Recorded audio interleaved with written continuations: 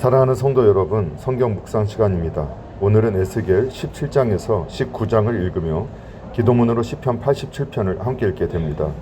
에스겔의 내용을 살펴보면 에스겔 17장에는 유다 왕 시드기야가 하나님의 명령을 어기고 바벨론을 배반하였기 때문에 예루살렘이 멸망당하리라는 경고가 독수리와 포도나무의 비유로 예언되어 있습니다.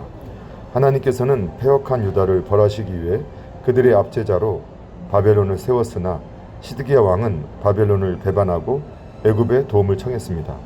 그러나 그 애굽도 범죄한 유다에 대한 하나님의 형벌을 막을 수는 없었습니다. 한편 하나님께서는 다윗 가문에서 메시아가 나올 것을 말씀하시면서 유다의 지위를 다시 회복시키십니다. 그런데 예루살렘 멸망의 원인 중 특별히 17장에서 강조된 것은 유다가 자신의 잘못을 뉘우치지 않고 계속 하나님의 명령을 거스렸다는 점입니다. 에스겔 18장에는 이스라엘의 속담을 비유로 들어 인간은 어느 누구의 죄도 담당하지 않고 오직 자신의 행위에 따라 심판을 받는다는 내용이 기록되어 있습니다. 따라서 범죄한 이스라엘 족속도 자신들의 죄를 뉘우치고 회개하여야만 살 수 있다고 기록되어 있습니다.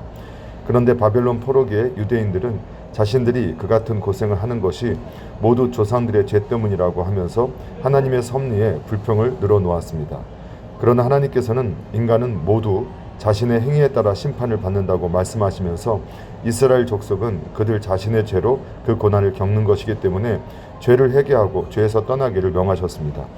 이처럼 인간은 항상 모든 잘못을 타인의 탓으로 돌리고 자신의 정당성을 주장하지만 자신이 행한 대로 심판을 받게 됩니다.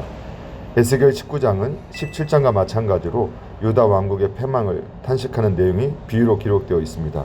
즉 유다 왕국의 말기 왕들인 여호아하스, 여호야긴, 시드기야의 비극적 최후가 비유로 기록되어 있습니다. 한편 다윗 왕가는 암사자로 그 왕들은 젊은 사자로 비유되었는데 그들은 애굽과 바벨론에 끌려가는 비참한 운명을 겪게 됩니다. 또한 같은 식으로 다윗 왕가와 왕들이 포도나무와 가지로 비유되며 또한 다윗 왕가와 유다 왕국의 멸망이 꺾여지고 태워지는 포도나무의 비유로 묘사되어 있습니다.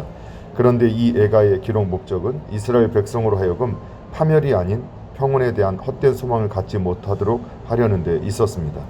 사랑하는 성도 여러분, 오늘도 말씀을 읽고 듣고 묵상하는 가운데 하나님의 마음과 뜻을 깨닫고 예수님과 동행하며 예수님을 생각하고 예수님을 닮아가는 복된 믿음의 삶이 되기를 예수님의 이름으로 축복합니다. 할렐루야.